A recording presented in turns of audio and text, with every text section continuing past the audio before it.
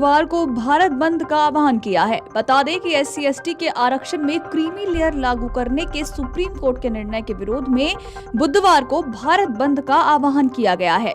इसी बीच अब खबर सामने आ रही है कि देश की राजधानी दिल्ली में 22 और 23 अगस्त को ऑटो और टैक्सी चालक भी हड़ताल पर रहेंगे। इस दौरान तकरीबन 4 लाख परिवहन वाहनों की सड़कों पर न उतरने की संभावना जताई गई है। ऐसे में लोगों को परेशानियों का सामना भी करना पड़ सकता है। तो अगर आपको दिल्ली NCR में कहीं निकलना हो तो पूरी तैयारी के साथ निकलें, अन्यथा ऑटो और टैक्सी चालकों की हड़ताल आपके बीच रास्ते परेशान कर सकती है।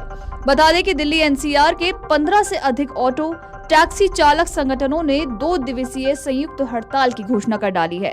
संगठनों का ये आरोप है कि एक तरफ जहां ऐप आधारित कैब सेवा से ऑटो टैक्सी चालकों को नुकसान हो रहा है, तो वहीं ऐप कंपनियां कैब चालकों से मोटा कमीशन वसूल रही हैं। केंद्र सरकार और राज्य की सरकार इस पर रोक भी नहीं लगा रही है। उन्होंने सरकार से समस्याओं के समाधान की भी मांग की है। आशंका है कि टैक्सी ऑटो चालकों की हड़ताल से 2 दिनों तक राष्ट्रीय राजधानी की परिवहन व्यवस्था चरमरा सकती है। बता दें कि दिल्ली NCR के 15 से अधिक प्रमुख ऑटो टैक्सी चालकों ने 2 दिवसीय संयुक्त हड़ताल की घोषणा कर डाली है। आशंका ये भी है कि 1 लाख ऑटो और 4 लाख टैक्सियां, जिनमें 1 लाख से अधिक कैब हैं, वो नहीं चलेगी। हड़ताल करने वाले संगठनों का ये आरोप है कि एक तरफ जहां ऐप आधारित कैब सेवा से ऑटो टैक्सी चालकों को नुकसान हो रहा है, तो वहीं कैब चालकों का ऐप कंपनियां शोषण कर रही हैं और इनसे मोटा कमीशन भी वसूल कर रही हैं। इसी तरह बाइक, टैक्सी और ई-रिक्शा से भी उनके रोजगार को नुकसान पहुंच रहा है। उनका कहना है कि केंद्र सरकार और राज्य की सरकार इस मनमाने पर रोक नहीं लगा रही है और इसीलिए चालकों के हित में उन्हें हड़ताल पर जाना पड़ रहा है। तो ऐसे में आइए आपको इसके साथ ही बताते हैं कि आखिर बुधवार को भारत बंद क्यों किया गया है। दरअसल दलित और आदिवासी संगठनों ने बुधवार को भारत बंद का आह्वान इसलिए किया। ये बंद हाशिए पर पड़े समुदायों के लिए मजबूत प्रतिनिधित्व और सुरक्षा की मांग को लेकर बुलाया गया है।